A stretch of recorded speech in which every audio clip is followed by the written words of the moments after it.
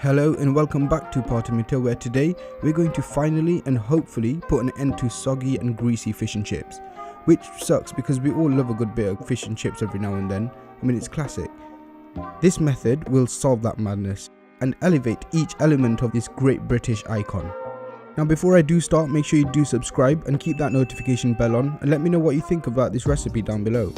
Now without further ado, let's start with the chips. I'm using Mary's Piper potatoes as my weapon of choice to tackle this incredibly important component. You can leave the skin on, but I'm going to take the skin off for a more clean look. So let's start by peeling these spuds.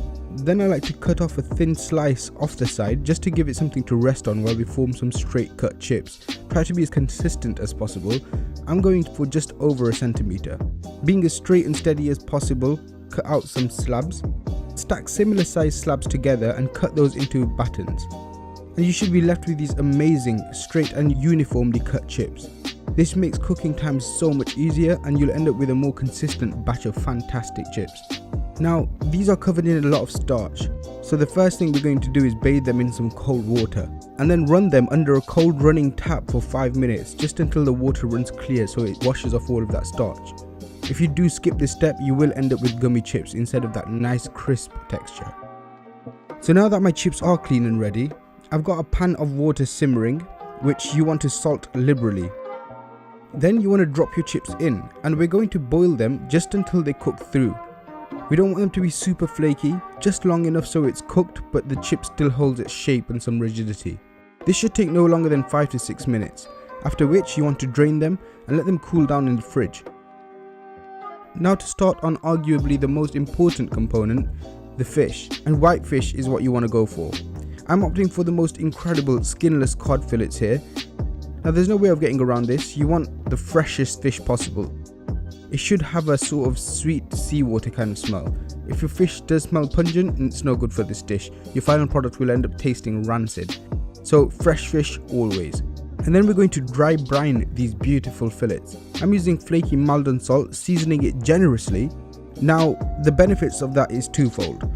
The salt will penetrate and gently season the fish from the inside, and at the same time it will draw out some of the moisture, making the fish nice and firm so it can withstand that heavy hitting from the frying process a lot better. Leave it uncovered for about 10 minutes whilst we get to work on the next and final component, the most incredible fragrant mushy peas. We're starting off by topping and tailing a banana shallot, which we're then going to dice very finely. Now this probably isn't Marco Pierre White level fine, but let's just get as close as we can get. Starting by making vertical cuts about a milliliter thick or so apart. Then using your knuckles, guiding the blade slowly along the horizontal axis of the onion. Keep your fingers tucked in so you don't go taking a bit of your finger off. Working in small, smooth and swift motions, trimming off a translucent layer of onion each time you pass. We're going to do this so when we soften them in the pan they become almost unnoticeable. This way it releases more sweet mild flavour as opposed to if you did actually blend it, where it will release more sulphur and you'll end up with more of a bitter taste.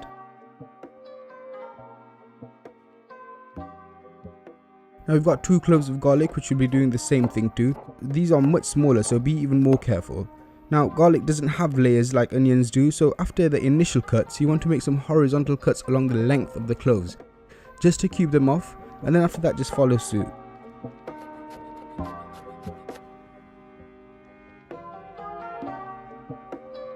Now in a pan on a medium-high heat, go in with your peas. I'm using frozen garden peas, fresh will probably be better to be honest, but I'm going to thaw these out and soften them on a dry skillet, but keep them moving so they don't burn. Once they're about half done, go in with the shallot and the garlic and start sweating those down. Of course, bring all of those incredible ingredients together with a tablespoon of butter. Not only will it bring out a sweet nutty note, but it will help bring out the flavour of the garlics and the shallots too. And of course put a nice shine on these incredible peas. Now whilst that's on a gentle heat, we're going to chiffonade some fresh apple mint. So starting by layering the leaves, biggest leaf at the bottom to the smallest leaf at the top of the pile, then you want to sort of tightly tuck in the leaves and roll up this whole affair almost like a tiny cigar. Then simply using the same method, using your knuckles to guide the blade, chop it up very finely.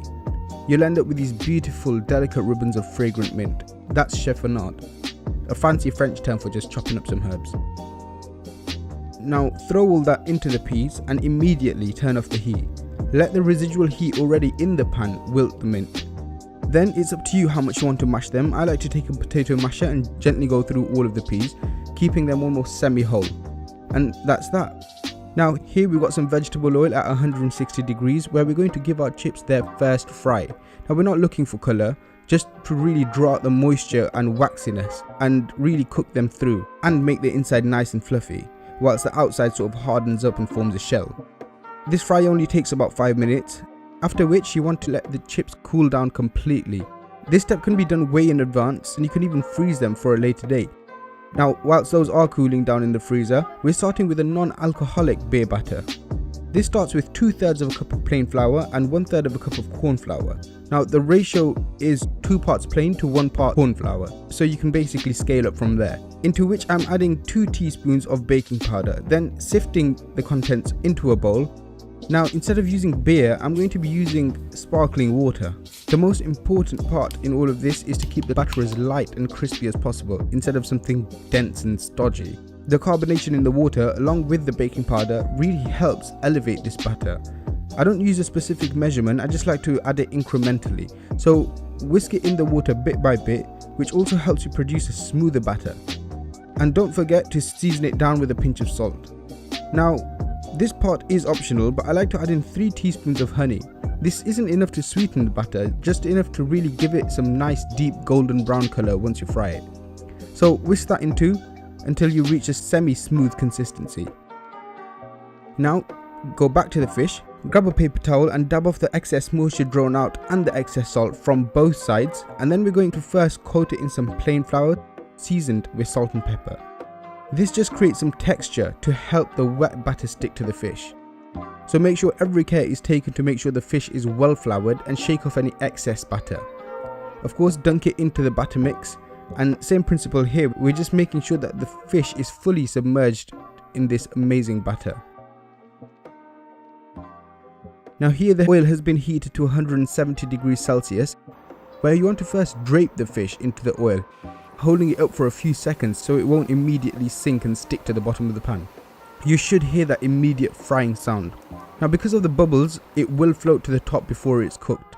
So using a spatula, I like to baste the top side of the fish with oil so it browns evenly. Now I pinched this method from Chef Heston Blumenthal. In an almost tempura method, you can spoon out some of that amazing batter on top of the fish, which will create an amazingly crisp texture. Just make sure you do flip it over for even browning, and after that just wait until it's a nice deep golden brown colour. It takes about 4 to 5 minutes, but your fish should be cooked through beautifully. Now fish it out of the oil and let it rest on a cooling rack. I've mentioned this before. If you want anything to stay crispy, you're going to have air circulation on all sides. So a wire rack is perfect. Just listen to this.